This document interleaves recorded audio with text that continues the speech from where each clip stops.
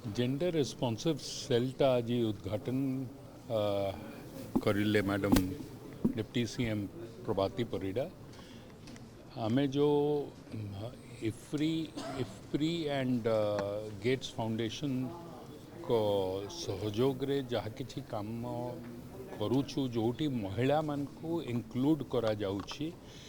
एवं महिला को बिना इंक्लूजन रे आमे कौनसी कार्य को चाहे कृषिर कार्य को देखिए अधिकांश जगार महिला कृषि क्षेत्र रे काम करुछंती तो तांकु नहीं करी विभाग रो जहाँ किछि काम आमे हाथ को नौछु आमे महिला को इंक्लूड करबा पई चाहूछु आगामी दिन रे एवं सुभद्रा योजना माध्यम रे जहाँ किछि कार्य विमेन एंड चाइल्ड डेवलपमेंट विभाग करिछि से आकु नहीं करी महिला को लखपति दीदी बनैबा भी जो कार्य women and child development department करुछि that is gender responsive activity आउ इंक्लूसिव तांको इंक्लूसिव रिस्पॉन्सिबिलिटी रे जुड़ीबार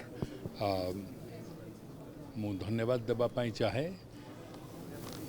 मो colleague deputy CM Shrimati Prabhati Parida को डॉक्टर अरविंद पाड़ी को डॉक्टर शाहिदुर रहमान को एवं गेट्स फाउंडेशन रो समस्त को आजिकार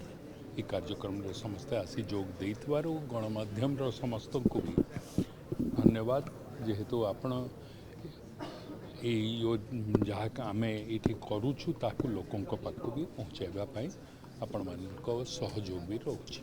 धन्यवाद। कृषि सशक्तिकरण कृषि कृषक सशक्तिकरण विभाग उपमुख्यमंत्री दायित्व अच्छी ये विभाग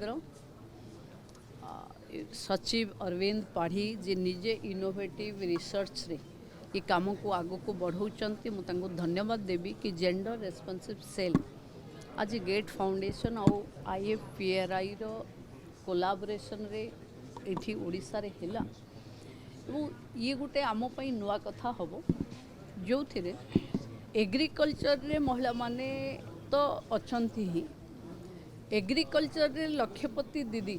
सबुठु अधिक वोमेन सेल्फ हेल्प ग्रुप बनुचंती आमे एग्रीकल्चर हॉर्टिकल्चर एमती 19टा डिपार्टमेंट सहित मिशन शक्ति रो कोलाबोरेशन अछि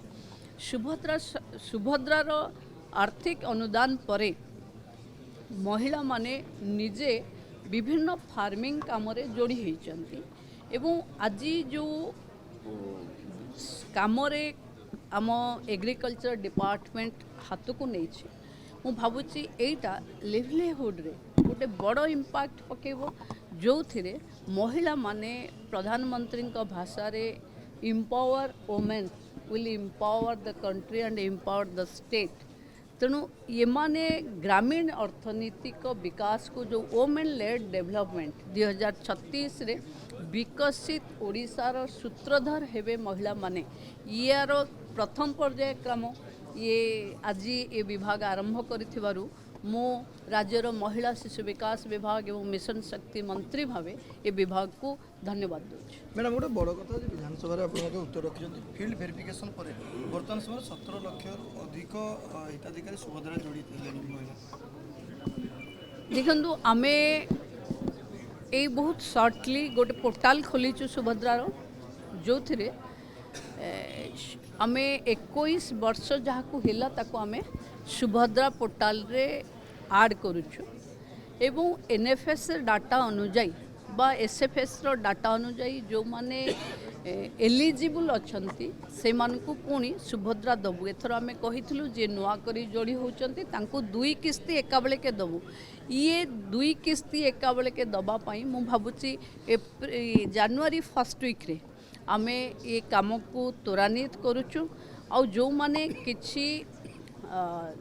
पाई नथिले बोली चिंता करुथिले मु भाबुची